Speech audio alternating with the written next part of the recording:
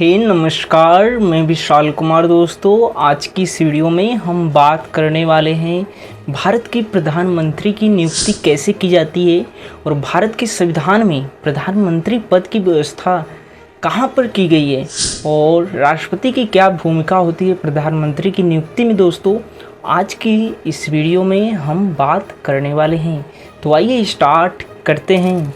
दोस्तों, बता दें, संविधान का अनुच्छेद 74 आर्टिकल 74 यह कहता है कि राष्ट्रपति के कार्यों के निर्वहन के लिए एक मंत्री परिषद का निर्माण होगा और उसके कार्यों के निर्वहन के लिए मंत्री परिषद का जो अध्यक्ष होगा, प्रधान होगा, वह प्रधानमंत्री जी होंगे। और दोस्तों, यहीं से हमें साफ साफ दिख रहा है कि मतलब मंत्री परिषद एक बनेगा और उसका अध्यक्ष प्रधानमंत्री जी होंगे। लेकिन दोस्तों, आपको बता दें, राष्ट्रपति आपने पढ़ा होगा तो नाम मात्र की कार्यपालिका है, मेन तो इसमें प्रधानमंत्री जी होते हैं। और अनुच्छेद 75 की बात करें तो प्रधानमंत्री की नियुक्ति जो है दोस्तों कौन करता है? राष्ट्रपति के द्वारा किया जाता है। और अन्य मंत्री जितने भी होते हैं उन मंत्रियों की भी नियुक्ति राष्ट्रपति प्रधानमंत्री के विमर्श पर, विचार विमर्श पर अन्य मंत्रियों की नियुक्ति करते हैं, जितने भी मंत्रालय होते हैं। लेकिन दोस्तों, दिलचस्प बात यह है कि जितनी भी लोकसभा की सीटें हमारे देश में हैं उनका 15% लोगों को ही हम क्या कर सकते हैं दोस्तों, मंत्री बना सकते हैं। मतलब 543 सीटें वर्तमान में हमारी लोकसभा क्षेत्र में हैं, तो उसमें से सिर्फ उनकी संख्या का 15% लोगों को ही हम क्या बना सकते हैं, मंत्री बना सकते हैं। इतना अभी तो जस्ट अभी शपथ ग्रहण हुआ है, तो उसमें लगभग 70 से ज़्यादा दोस्तों मंत्री चुने गए हैं, जिसमें राज्य मंत्री, कैबिनेट स्तर के मंत्री बने हैं।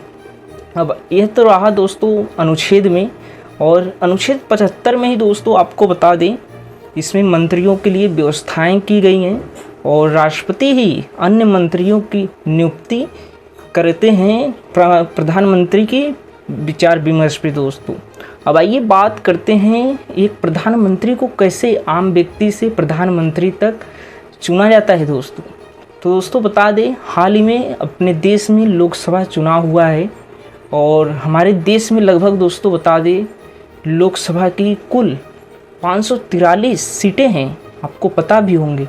और जाहिर सी बात है दोस्तों, यहाँ पर सभी पार्टियाँ अपने कैंडिडेट मेंबर को भी उतारेंगी और उसमें से जो भी पार्टी मतलब सरकार बनाने के लिए बता दें दोस्तों लगभग 272 सीटें चाहिए, मतलब आधे से ज़्यादा हमें चाहिए। अगर हमें सरकार बनानी है तो उस हिसाब से दोस्तों 272 हमें चाहिए सरकार बनाने के लिए।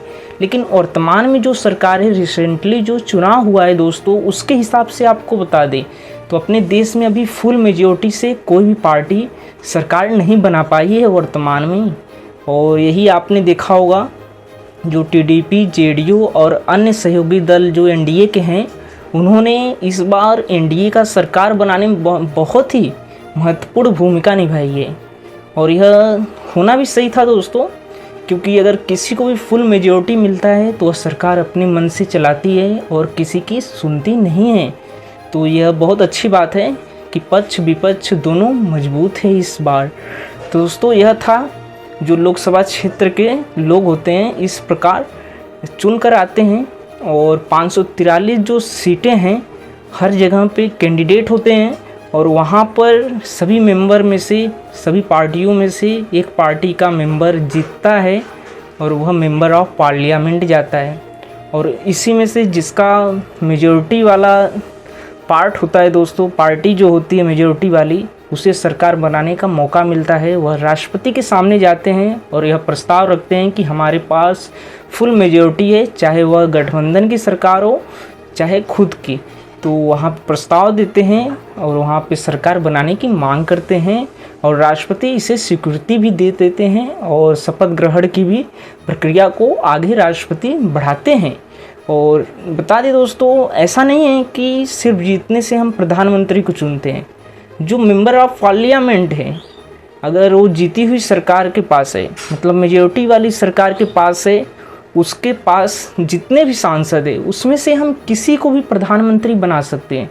अगर उस पार्टी के जितने भी सदस्य आपस में चुनाव करेंगे कि हम किसे अपने पार्टी का प्रमुख बनाना चाह रहे हैं, मतलब प्रधानमंत्री बनाना चाह रहे हैं, तो उसमें चुनाव होता है और अपने नाम लिखकर लोग वोटिंग करते हैं और उनमें से सबसे ज़्यादा जिसका नाम निकलता है उसे ही हम वर्तमान में देखा जाए तो इसी प्रक्रिया के तहत प्रधानमंत्री को लोग चुनते हैं, क्योंकि पार्टी में मतभेद न हो इसलिए इस प्रक्रिया को अपनाया जाता है।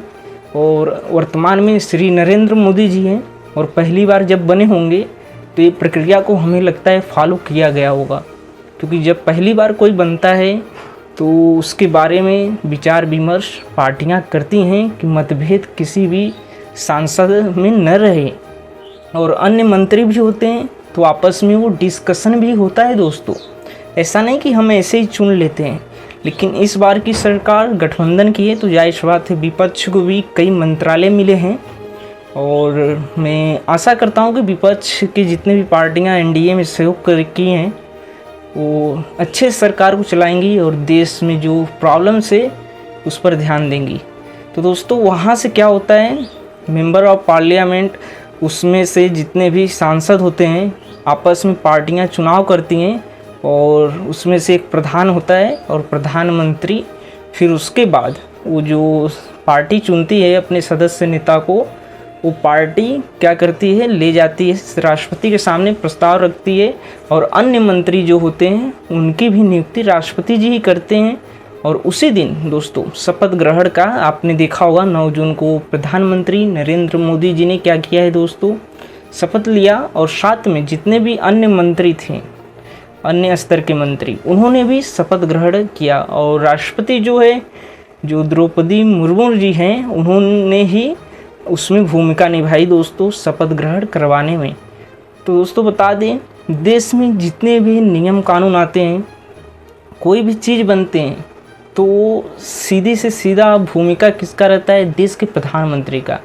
और सीधी भाषा में बताए दोस्तों, सबसे पावरफुल राष्ट्रपति नहीं होते हैं अपने देश के, प्रधानमंत्री होते हैं, क्योंकि राष्ट्रपति नाम मात्र कार्यपालिका है। और जितने भी मंत्री और प्रधानमंत्री होते हैं वह लोकसभा के प्रति उत्तरदायी होते हैं अनुच्छेद 75 के तहत। अगर वो ऐसा कोई भी कार्य करते हैं तो उन्हें लोकसभा में जवाब देना पड़ेगा, यह नियम क्यों आया, यह कानून क्यों आया। चाहे उसी पार्टी के वह सदस्य वो भी सवाल पूछ सकते हैं। अगर कुछ भी गलत होता है तो उस मंत्री परिषद को भंग भी किया जा सकता है, राष्ट्रपति भंग भी कर सकती है और दोबारा चुनाव करा सकती है। लेकिन इस बार विपक्ष पक्ष सारे मजबूत हैं तो नियम कानून बनाना बहुत कठिन होगा एक पार्टी के लिए। सिर्फ अगर साथ में मिलकर बनेगा तब जाकर अच्छा एक संदेश देश को भी जाएगा और डेमोक्रेसी हमारे देश में दोस्तों बना रहेगा। अगले वीडियो में दोस्तों हम बात करेंगे कि राष्ट्रपति और प्रधानमंत्री की शक्तियाँ कौन कौन सी होती हैं, उन्हें पावर कौन कौन से दिए होते हैं, वह किन विभागों के अध्यक्ष होते हैं, क्यों इतना पावरफुल है कि लोग प्रधानमंत्री ही बनना चाह रहे हैं, सभी पार्टियों के लोग जो बड़े बड़े नेता हैं। तो उनकी शक्तियों के बारे में भी हम बात करेंगे अगले वीडियो में। और चैनल पे नए हैं तो चैनल को सब्सक्राइब करना ना भूलिएगा, ताकि ऐसी वीडियो आपको हमेशा मिले जानकारी से रिलेटेड। दोस्तों चैनल न्यू है